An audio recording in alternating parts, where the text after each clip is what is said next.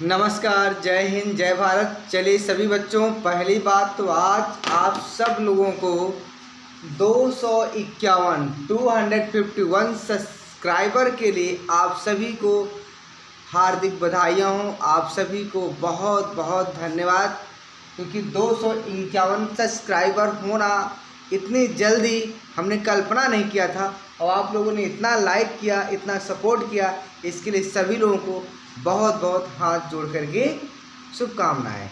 चलिए, आज हमारा जो टॉपिक्स है वो है आपका केंद्रक। क्या है?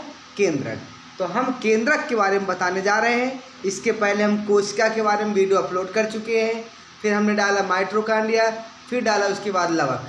आज हम आपको केंद्रक के बारे में बताने जा रहे हैं। तो देखिए, सबसे पहले जो हमारा केंद्रक है, ये केंद्रक, इस केंद्रक की खोज किसने किया था और कब किया था और कहाँ ये होता है, ये चीज़ हम बताने जा रहे हैं। तो सबसे पहले जो केंद्रक की खोज थी, रॉबर्ट ब्राउन ने 1833 में किया। कब किया था? रॉबर्ट ब्राउन ने 1833 में। 1833 में रॉबर्ट ब्राउन ने इसकी खोज किया था। कौन किया था? रॉबर्ट ब्राउन ने खोज किया था किसकी? केंद्रक की। ये बात आप जान लीजिए। इसके पश्चात जब रॉबर्ट ब्राउन ने खोज किया तो इसको एक यह बताया गया कि ये दोहरी कला का बना होता है। इसके चारों तरफ जो होता है ना आवरण, वो आवरण दोहरी कला का होता है। यहाँ देखिए, एक कला ये है और एक कला ये है। ये दोनों कलाओं से घिरा एक संरचना है जो गोल आकार की भी हो सकती है। और एक बात जान लीजिए कि ये जीवाणुओं में नहीं पाया जाता है। ये तो इसको ध्यान रखिएगा कि ये जो है जंतु कोशिका, पादप कोशिका सब में पाया जाता है, किंतु जीवाणुओं में ये नहीं मिलता है। इस बात को ध्यान रखिएगा। यहाँ आप लिख सकते हैं कि ये जीवाणुओं में नहीं मिलता। जीवाणु में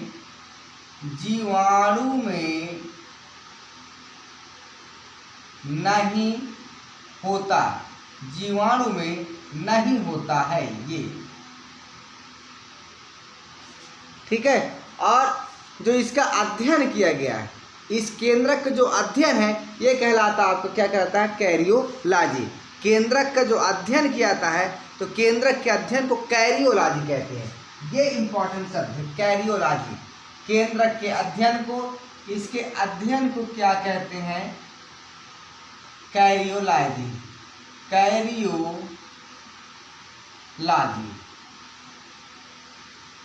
ये कहा जाता है। क्या कहा जाता है? अध्ययन को कैरियोलॉजी कहा जाता है।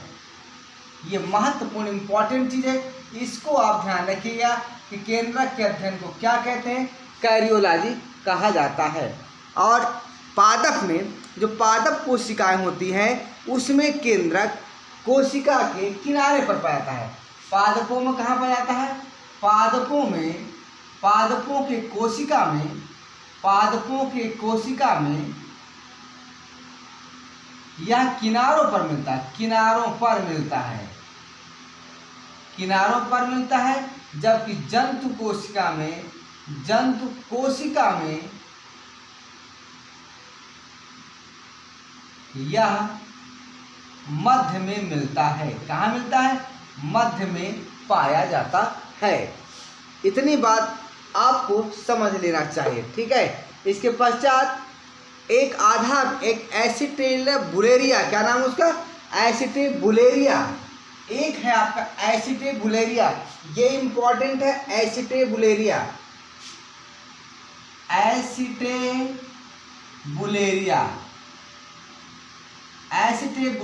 ये दिखाई दे रहा है आपको? हाँ, ठीक है। एसिटेबुलेरिया आपका एक शैवाल है। ये शैवाल है, और यह शैवाल एक कोशिका है, एक कोशिकी है। इसमें जो आपका केंद्रक पाया जाता है, वो आधार में पाया जाता है। कहाँ पाया जाता है? आधार में पाया जाता है। आधार में पाया जाता है, ये इंपॉर्टेंट है।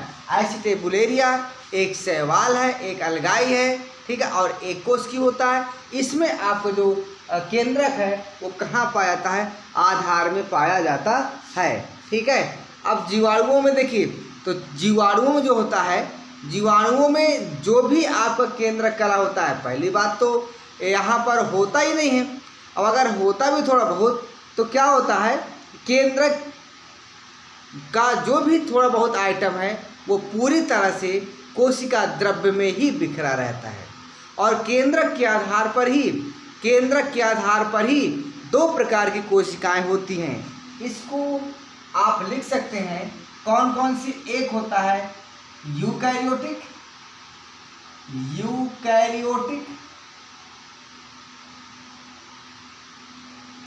कोशिका, और दूसरा होता है प्रोकैरियोटिक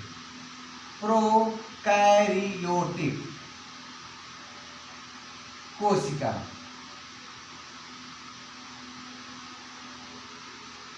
ये एक यूकैरियोटिक कोशिका होती है और दूसरी प्रोकैरियोटिक कोशिका होती है, ठीक है। तो यूकैरियोटिक कोशिका में क्या होता है कि केंद्रक स्पष्ट दिखाई देता है। यहां तक आपको दिखाई दे रहा है, ठीक है। देखते हैं, बात थोड़ी सी हल्का सा आप ठीक है। यूकैरियोटिक कोशिका में क्या होता है, केंद्रक स्पष्ट होता है। यूकैरियोटिक कोशिका में केंद्रक स्पष्ट होता है, जबकि इसमें केंद्रक स्पष्ट नहीं होता। यहाँ होता है और इसमें केंद्रक स्पष्ट नहीं होता, ठीक है। तो आपके ऑब्जेक्टिव जो आपके क्वेश्चन कंपटीशन लेवल को ध्यान में रख करके पढ़ाया जा रहा है, जो आपके क्वेश्चन पूछते हैं, अध्ययन को क्या कहते हैं, कैरियोलॉजी। खोज किसने किया, रॉबर्ट ब्राउन ने किया। जीवाणुओं में होता नहीं, पादप कोशिका में किनारों पर होता है, जंतु कोशिका में मध्य में होता है। एक एसिटिबुलेरिया शैवाल है जो एक कोशिकी है, उसके आधार में केंद्रक पाया जाता है। और केंद्रक की उपस्थिति और अनुपस्थिति के आधार पर कोशिका दो प्रकार की होती है। एक होती है आपकी यूकैरियोटिक कोशिका, दूसरी होती है प्रोकैरियोटिक कोशिका। यूकैरियोटिक कोशिका में केंद्रक स्पष्ट होता है, जबकि प्रोकैरियोटिक कोशिका में केंद्रक स्पष्ट नहीं होता। जैसे हम सभी जितने भी जीव जंतु हैं, जैसे आपका पेड़ पौधे हो गया, हम हो गए, मानव हो गया, कुत्ता बिल्ली डॉग है ना, जितना भी पक्षी उच्छी हैं, इनमें सब में केंद्रक स्पष्ट होता है। ये यूकैरियोटिक कोशिका वाले हैं। बाकी जितने भी नीलहरी शैवाल हैं या अन्य आपके मोनेरा जगत के हैं, उनमें अधिकतर जो है आपके प्रोकैरियोटिक कोशिका वाले होते हैं, अर्थात केंद्रक स्पष्ट नहीं होता है, ठीक है। अब देखिए इसमें रासायनिक संगठन क्या है, इसमें क्या क्या होता है, रासायनिक संगठन देख लेते हैं। केंद्रक में क्या होता है, रासायनिक संगठन।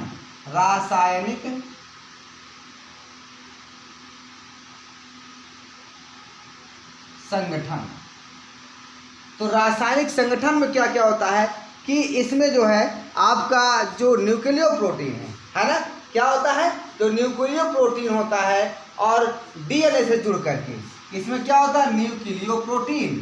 क्या होता है, न्यूक्लियो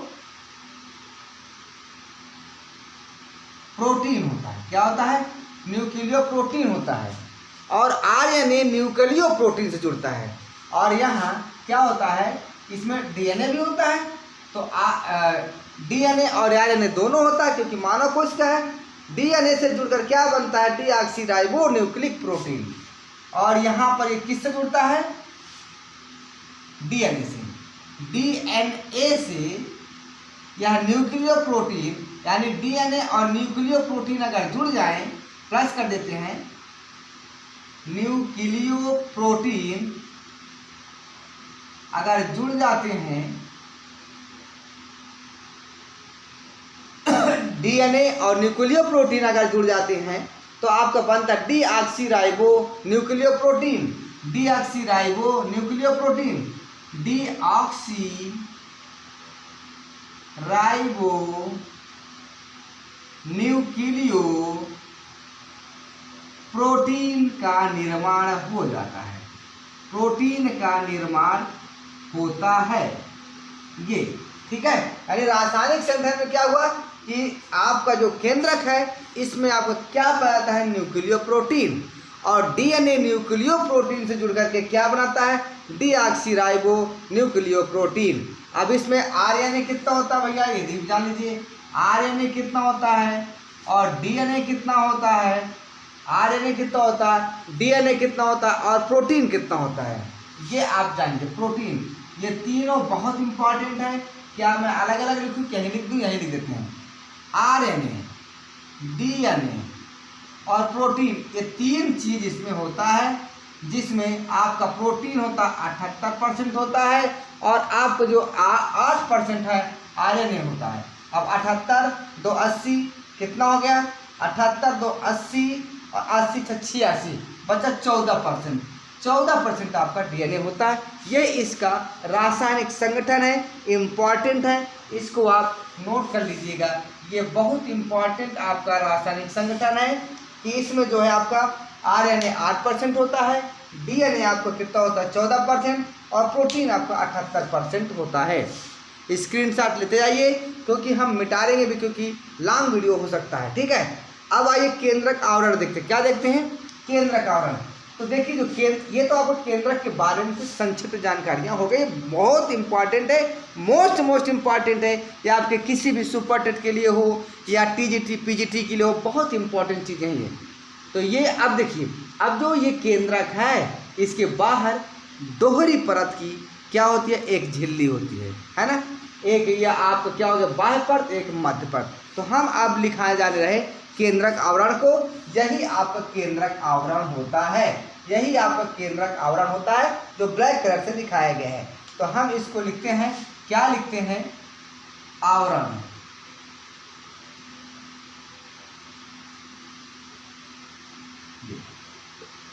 ठीक है, तो आवरण क्या होता है भाई, या क्या होता है, केंद्रक व कोशिका द्रव।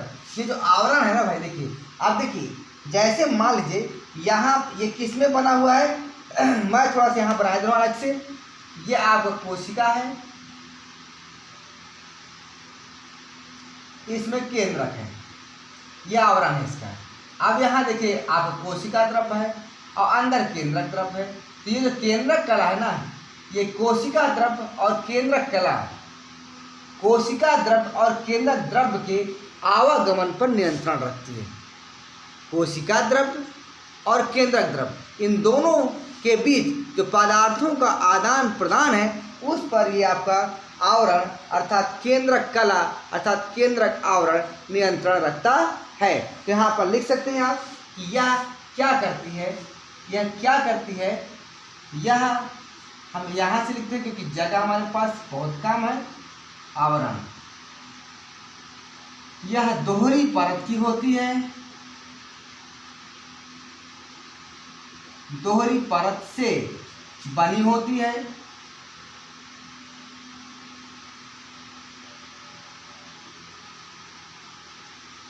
एक आपकी ये वाली बाह्य परत है, बाह्य परत,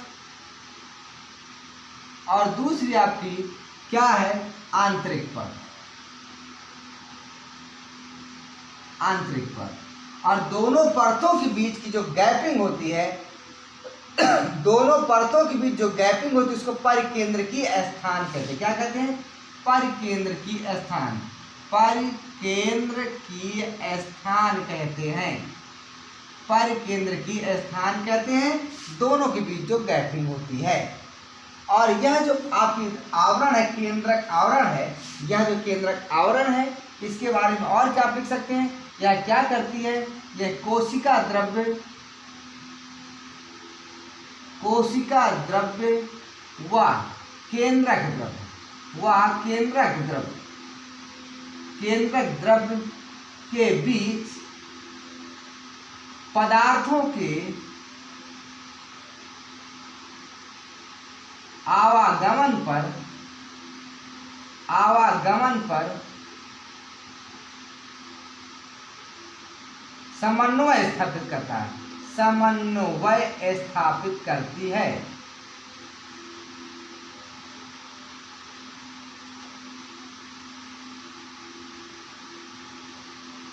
ये इसका महत्वपूर्ण कार्य है। तो केंद्रक कला का जो महत्वपूर्ण कार्य है कि कोशिका द्रव्य और केंद्रक के बीच जो पदार्थों का ट्रांसपोरेशन होता है, ट्रांसफर होता है, आदान प्रदान होता है, उसके आवागमन पर समन्वय स्थापित करना केंद्रक आवरण का मुख्य कार्य होता है। जब कोशिका का विभाजन होता है तो यह, अच्छा देखिए एक बात और सुन लीजिए, ये जो आपका केंद्रक कला है ना, ये कोशिका में एंडोप्लाज्मिक रेटिकुलम होता है, अंतःप्रद्यपी जालिका, अर्थात इसके चारों तरफ की संरचना है। जैसे आपको केंद्रक है ये, तो इसके चारों तरफ इस तरह की एक संरचना होती है। आप देखे होंगे कोशिका में ये एंडोप्लाज्मिक रेटिकुलम होता है, अंतःप्रद्यपी जालिका होती है। तो यह केंद्रक कला किससे जुड़ी होती है? एंडोप्लाज्मिक रेटिकुलम से। इसको आपको ध्यान रखना है। तो आप यहाँ लिख सकते हैं कि जो आपका केंद्रक कला है, वह एंडोप्लाज्मिक रेटिकुलम से जुड़ी होती है। एंडोप्लाज्मिक रेटिकुलम से जुड़ी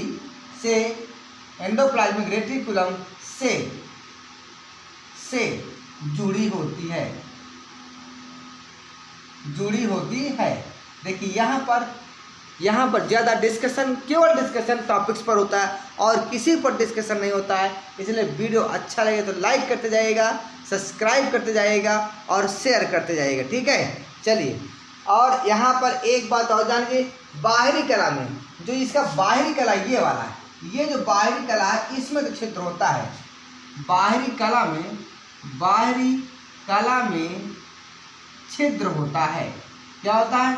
छिद्र होता है। जबकि अंदर वाली कला यानी आंतरिक परत में ऐसा नहीं होता है। आंतरिक कला में छिद्र नहीं होता है। ये कभी कभी क्वेश्चन आता है कि बाहरी कला में छिद्र होता है कि अंतः कला में छिद्र होता है। जब कोशिका का विभाजन होता है, कोशिका का विभाजन का मतलब है जैसे कोई एक कोशिका है, ये कुछ दिन बाद क्या हो जाएगी? ऐसे हो जाएगी, हल्का सा संकुचन होगा यहाँ पर, फिर उसके बाद ये और संकुचन हो जाएगा आपका, फिर ये दोनों कोशिका अलग हो जाती है। तो ये जो कोशिका का विभाजन होता है ना, तो ये केंद्रक कला गायब हो जाती है। जो केंद्रक कला है ये गायब हो जाती है। तो लिख सकते हैं कोशिका विभाजन के समय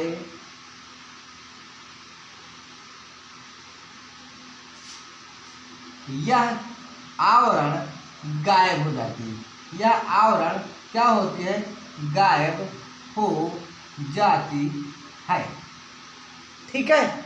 अब इसके पश्चात हम क्या लिखाने जा रहे हैं? एक इम्पॉर्टेंट चीज़ इसमें और बचा हुआ है कि यह लिपोप्रोटीन की बनी होती है। जो आपका केंद्रक कला है ना, ये किसकी बनी होती है? लिपोप्रोटीन। तो आप लिख सकते हैं कि यह लिपोप्रोटीन की बनी होती है। लिपोप्रोटीन की बनी होती है।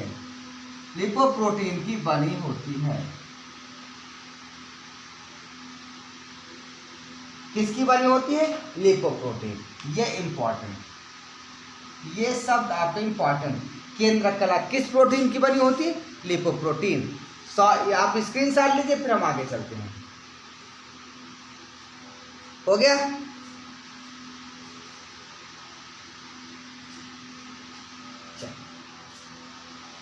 हो गया? चलिए, अब हम मिटार कर इसको हम आगे लिखने जा रहे हैं, क्योंकि हमारे पास जगह की कमी है और हम बताने जा रहे हैं आपको इसके पश्चात, केंद्रक कला के पश्चात क्या बताया जाए। देखिए आप,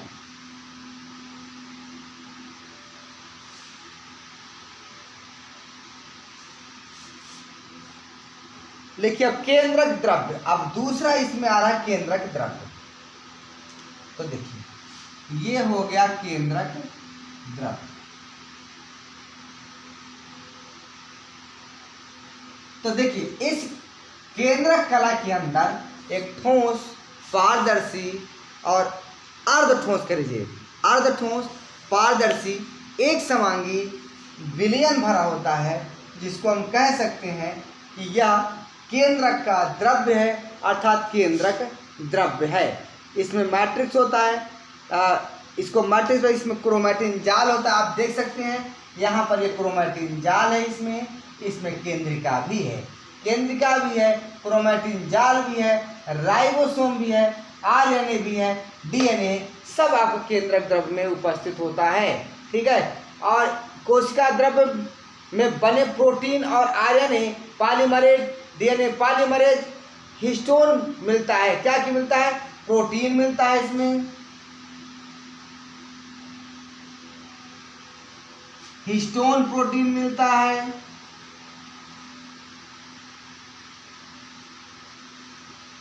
और क्या मिलता है भाई बताइए फटाफट, क्या क्या मिलता है?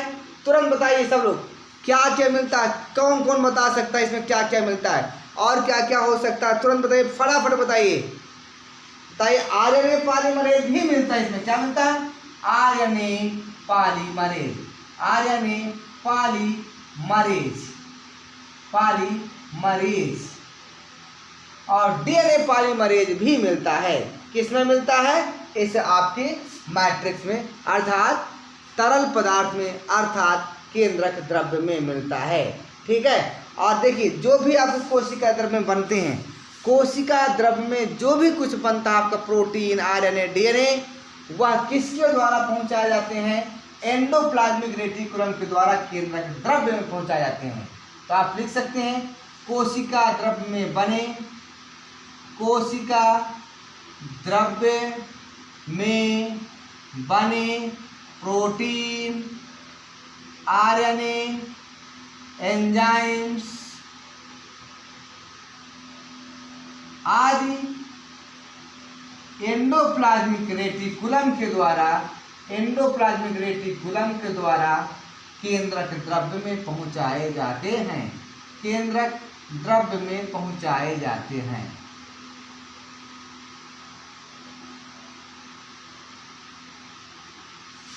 ठीक है।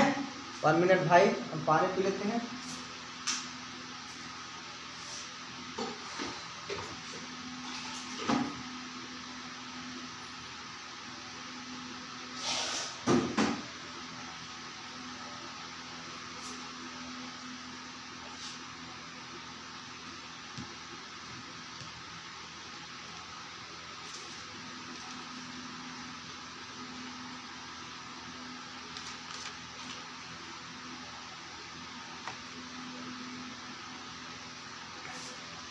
चलिए, अब इसके बाद यहां जो आपका है क्रोमैटिन जाल, क्रोमैटिन जाल।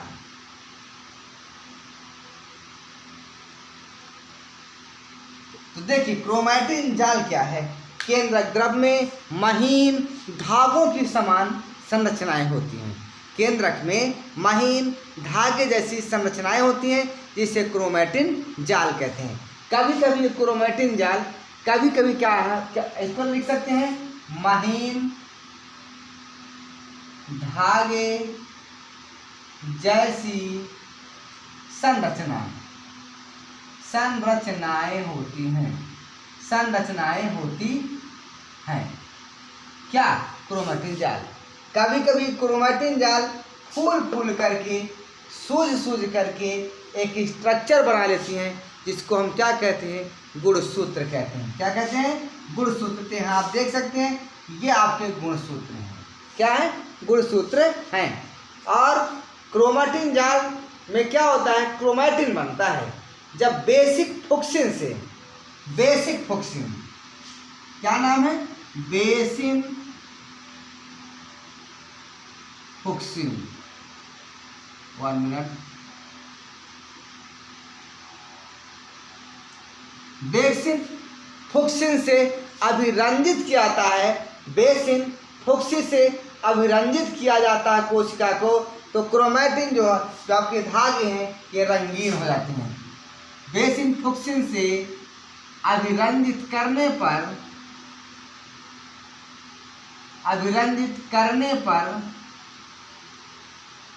क्रोमैटिन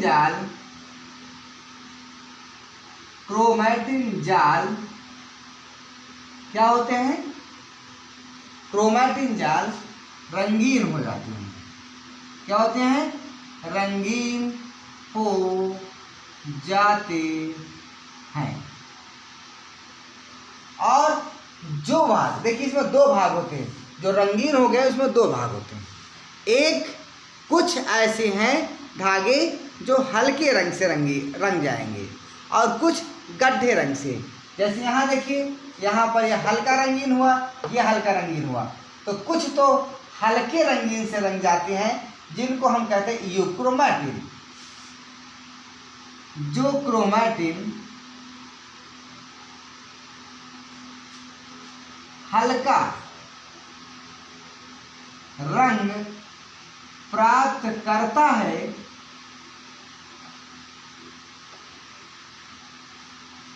उसे क्या कहते हैं भाई? उसे यूक्रोमैटिन कहते हैं। क्या कहते हैं? यूक्रोमैटिन। यूक्रोमैटिन, यूक्रोमैटिन कहा जाता है।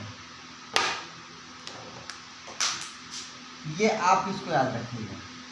और जो थोड़ा सा गहरे रंग से रंग जाते हैं, जैसे ये गहरे रंग वाले प्लस गहरे रंग वाले क्रोमैटिन क्या कहलाते हैं?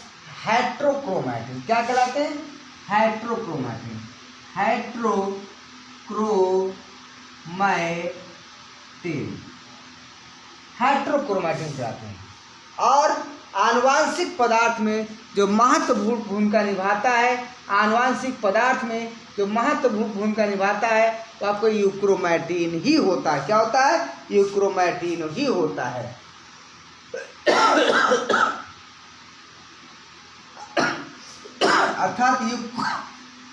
अर्थात यूक्रोमैटिन आनुवांशिक क्रिया में भाग लगाता है।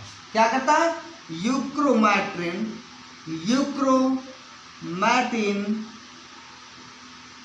आनुवांशिक क्रिया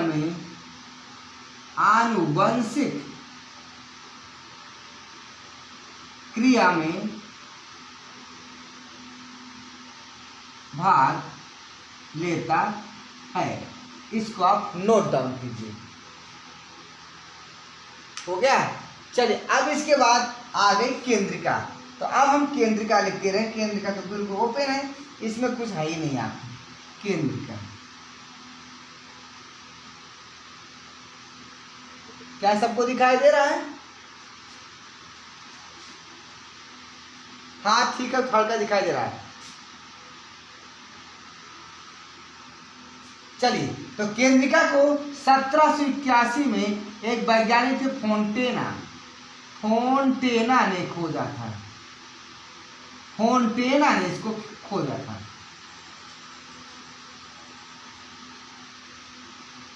और इसमें आवरण नहीं होता है, इसमें कोई भी आवरण नहीं होता है, ये पूरा इसी प्रकार खुला रहता है। तो इसमें आप कह सकते हैं कि इसमें आवरण नहीं होता, आवरण नहीं होता।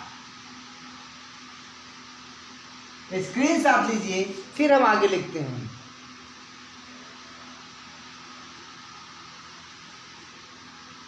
हो गया? स्क्रीनशॉट ले ली।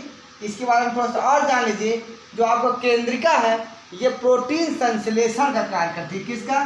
प्रोटीन संश्लेषण का कार्य करती है। प्रोटीन संश्लेषण का कार्य दिखाई दे रही भाई कि नहीं यार? मैं एक बार चेक कर लूं।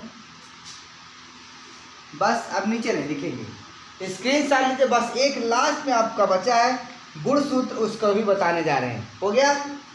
आप स्क्रीनशॉट ले लीजिए। हो गया? चलिए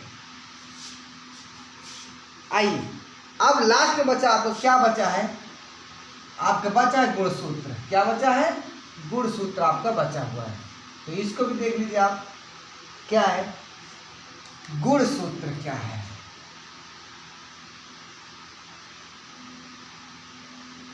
गुणसूत्र? तो बहुत ही इंपॉर्टेंट है। गुणसूत्र की खोज किसने किया था? स्ट्रासबर्गर ने किया था 1875 में, है ना? 1875 में स्ट्रासबर्गर ने किया था। स्ट्रासबर्गर। अब ये बर्गर वो नहीं है खाने वाला बर्गर, ध्यान रखिएगा। एक वैज्ञानिक का नाम है स्ट्रासबर्गर। उन्होंने ही गुणसूत्रों की खोज किया था। कब किया था? 1875 में किया था। ठीक है। जब इनको क्षारीय रंजकों से रंगा जाता है तो इनको क्या कहा गया? क्रोमोसोम। इनको क्षारीय रंग से रंगा जाता है, अर्थात ये क्षारीय रंग से रंग जाते हैं। क्या हो जाते हैं? रंग जाते हैं।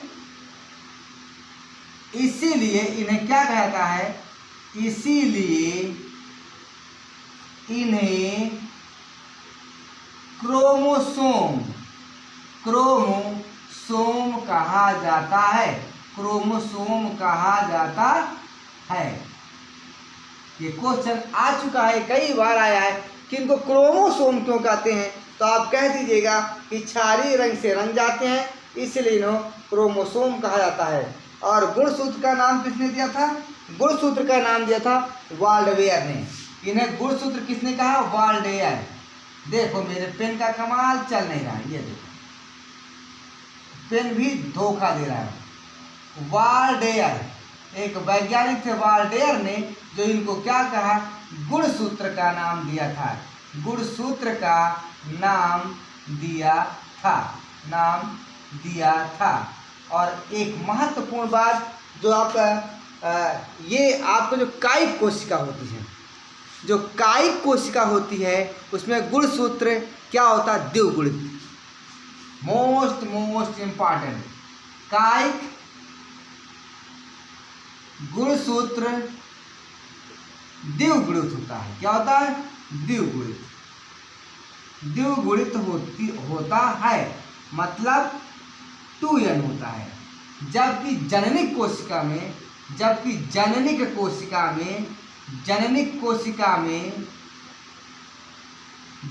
कोशिका के गुणसूत्र में या क्या होता है? अगुणित होता है। क्या होता है? अगुणित होता है। अगुणित अर्थात n होता है। ये आपका बहुत ही इंपॉर्टेंट है भैया। मेरा पेन कहाँ चला गया, कहाँ गायब हुआ? यस, इन दोनों का अच्छे से याद कर लीजिएगा, समझ लीजिएगा। बहुत इंपॉर्टेंट चीज़ आपको यहाँ बता दे। कायिक कोशिका में द्विगुणित होता है और जनन कोशिकाओं में अगुणित होता है। सटन और बावेरी ने बताया था कि आनुवांशिक लक्षणों को यही ले जाते हैं। सटन और बावेरी ये दूसरे वैज्ञानिक आ गए थे। इन्होंने बताया था कि जो आपका आनुवांशिक लक्षण है, इनको यही ले जाते हैं। इन्होंने बताया था कि आनुवंशिक लक्षणों को गुणसूत्र ही ले जाते हैं।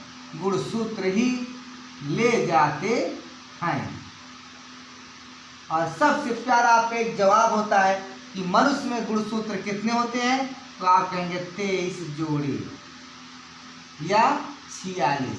23 जोड़े या 46 गुणसूत्र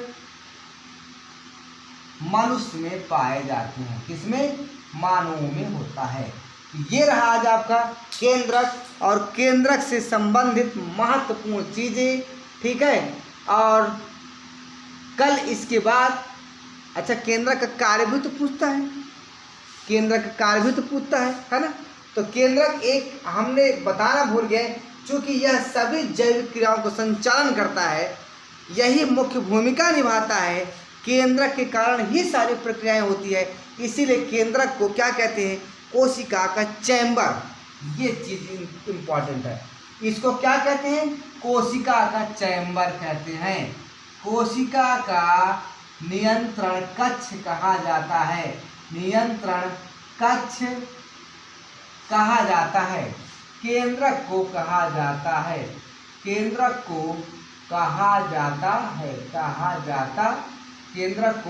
जाता है। जैसे आपको माइटोकॉन्ड्रिया क्या कहा गया था? Power house. तो इसको क्या कहा गया है? नियंत्रण कक्ष। तो आज का यह वीडियो यहीं तक, कल फिर इसके आगे कुछ नए वीडियो, ठीक है। तब तक के लिए जय हिंद, जय भारत, सबको बहुत बहुत मुबारक हो। इसी तरह हमारा उत्साहवर्धन करते रहिए। हम सारे आपकी कंपटीशन लेवल की कक्षा 11, 12 केमिस्ट्री, फिजिक्स, बायोलॉजी सब खत्म करेंगे। आप परेशान मत होइए, आप हमारा साथ दीजिए। हम आपको साथ देने के लिए अभी इस समय 12-1 बजे हम वीडियो अपलोड करने जा रहे हैं, ठीक है। जय हिंद, जय भारत।